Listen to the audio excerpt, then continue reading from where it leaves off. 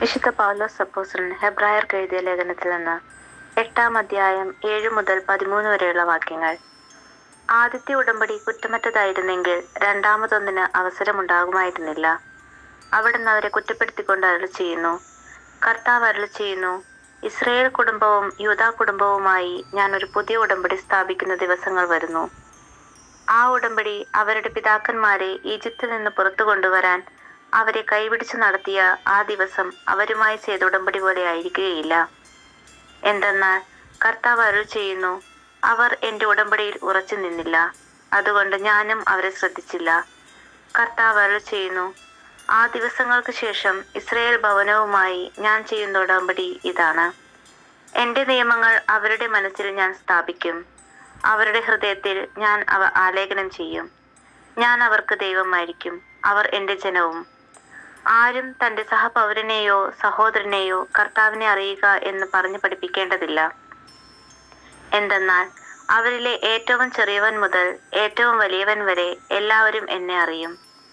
അവരുടെ അനീതികളുടെ നേർക്ക് ഞാൻ കരുണയുള്ളവനായിരിക്കും, അവരുടെ പാപങ്ങൾ ഞാൻ ഒരിക്കലും ഓർക്കുകയുമില്ല.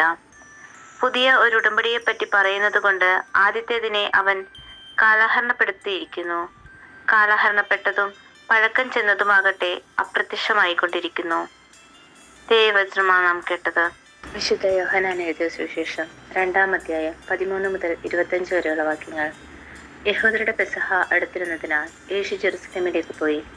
കാള, ആട്, പ്രാവ് എന്നിവ വിൽക്കുന്നവരെയും നാണയം മാറ്റാനിരിക്കുന്നവരെയും ദേവാലയത്തിൽ അവൻ കണ്ടു. അവൻ കയറുകൊണ്ട് ഒരു ചമ്മട്ടി ഉണ്ടാക്കി അവരെയെല്ലാം ആടുകളോടും കാളകളോടും കൂടെ ദേവാലയത്തിൽ നിന്ന് പുറത്താക്കി. നാണയമാറ്റക്കാരുടെ നാണയങ്ങൾ ചിതറിക്കുകയും മേശകൾ തട്ടിമറിക്കുകയും ചെയ്തു. പ്രാവുകളുടെ വിൽക്കുന്നവരോട് അവൻ കൽപ്പിച്ചു, ഇവയെ ഇവിടെ നിന്ന് എടുത്തുകൊണ്ടു പോകുവിൻ. എൻ്റെ പിതാവിൻ്റെ ആലയം നിങ്ങൾ കച്ചവട സ്ഥലമാക്കരുത്. അവിടുത്തെ ആലയത്തെക്കുറിച്ചുള്ള തീക്ഷ്ണത എന്നെ വിഴുങ്ങിക്കളയും എന്ന് എഴുതപ്പെട്ടിരിക്കുന്നത്. അപ്പോൾ അവൻ്റെ ശിഷ്യന്മാർ അനുസ്മരിച്ചു. യഹൂദർ അവനോട് ചോദിച്ചു, ഇത് ചെയ്യുവാൻ നിനക്ക് അധികാരമുണ്ടെന്നതിന് എന്തടയാളമാണ് നീ ഞങ്ങളെ കാണിക്കുക? യേശു മറുപടി പറഞ്ഞു, നിങ്ങൾ ഈ ദേവാലയം നശിപ്പിക്കുക, 3 ദിവസത്തിനകം ഞാൻ അത് പുനരുദ്ധരിക്കും. യഹൂദർ ചോദിച്ചു, ഈ ദേവാലയം പണിയുവാൻ 46 സംവത്സരം എടുത്തു, വെറും 3 ദിവസത്തിനകം നീ അത് പുനരുദ്ധരിക്കുമോ? എന്നാൽ അവൻ പറഞ്ഞത് തൻ്റെ ശരീരമാകുന്ന ആലയത്തെ പറ്റിയാണ്. അവൻ മരിച്ചവരിൽ നിന്ന് ഉയർപ്പിക്കപ്പെട്ടപ്പോൾ അവന് ശിഷ്യന്മാർ അവൻ ഇത് പറഞ്ഞിരിക്കുന്നു എന്ന് ഓർമ്മിക്കുകയും അങ്ങനെ വിശുദ്ധ ലിഖിതവും യേശു പ്രസ്താവിച്ച വചനവും വിശ്വസിക്കുകയും ചെയ്തു. പെസഹ തിരുനാളിന് അവൻ ജെറുസലേമിലായിരിക്കുമ്പോൾ പ്രവർത്തിച്ച അടയാളങ്ങൾ കണ്ട് വളരെ പേർ അവൻ്റെ നാമത്തിൽ വിശ്വസിച്ചു.